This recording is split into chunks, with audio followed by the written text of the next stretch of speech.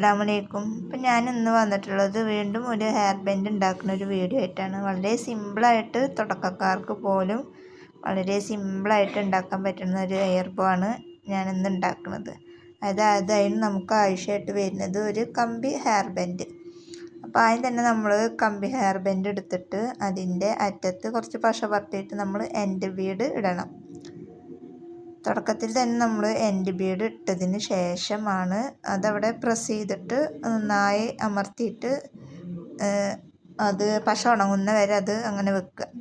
എന്നതിന് ശേഷം നമ്മൾ എന്ത് ചെയ്യുക, അപ്പുറത്തെ ഭാഗത്ത് കൂടെ നമ്മൾ കുറച്ച് വൈറ്റ് ബീഡ്സ്, അതായത് ഗ്ലേസിങ് ഉള്ള വൈറ്റ് ബീഡ്സാണ് ഞാൻ എടുത്തിട്ടുള്ളത്.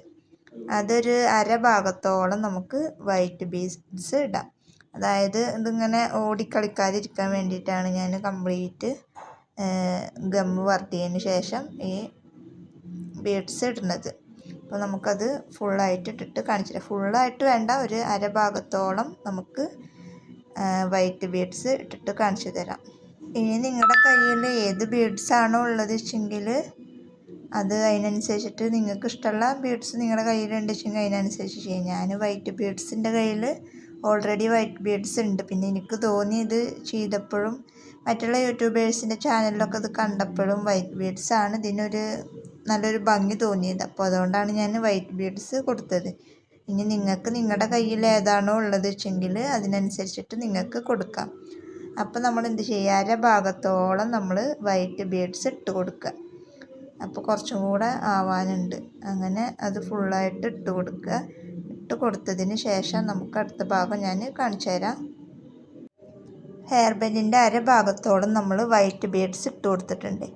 ഇനി നമ്മൾ ഈ ഒരു ബീഡ്സും അതുപോലെ തന്നെ കളർ ബീഡ്സുകളുണ്ട്. ഇപ്പം ഞാൻ കാണിച്ചു തരാം.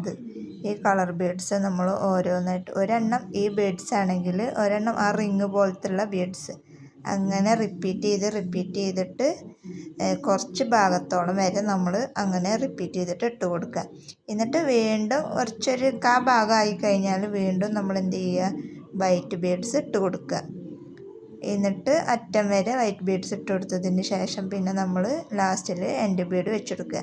എപ്പോഴും നമ്മൾ പശ പരട്ടിയിട്ട് ഇടുക, അല്ലാന്നുണ്ടെങ്കിൽ ബീഡ്സുകളൊക്കെ അങ്ങോട്ടും ഇങ്ങോട്ടും ഇങ്ങനെ ഇളകിക്കൊണ്ടിരിക്കും. അപ്പോൾ നമുക്ക് തന്നെ അത് പിടിക്കുമ്പോൾ ഒരു സുഖമില്ലാത്ത പോലെ തോന്നും. അപ്പോൾ നമുക്കൊക്കെ യൂസ് ചെയ്യാൻ, അതുപോലെ നമ്മുടെ മക്കൾക്കൊക്കെ യൂസ് ചെയ്യാന്ന് വെച്ചെങ്കിൽ നമുക്ക് ഗമ്മ് പരട്ടണം എന്നില്ല. പക്ഷെ നമുക്ക് പുറത്തേക്ക് നമുക്കൊരു ഓർഡറൊക്കെ കിട്ടിക്കഴിഞ്ഞാൽ നമ്മൾ തീർച്ചയായിട്ടും എന്ത് ചെയ്യുക, പശ പരട്ടാൻ നോക്കുക. അല്ലാന്നുണ്ടെങ്കിൽ അത് ഓടിക്കളിക്കും. അപ്പോൾ മറ്റേത് പശ പരട്ടി കഴിഞ്ഞാൽ അത് അവിടെ അങ്ങനെ സ്റ്റക്കായിട്ട് നിൽക്കും. അപ്പോൾ പരമാവധി പുറത്തേക്കൊക്കെ നമ്മൾ ഓർഡർ കൊടുക്കുമ്പോൾ പശ പരട്ടിയിട്ട് നന്നായി ഒട്ടിച്ചതിന് ശേഷം കൊടുക്കാൻ നോക്കുക.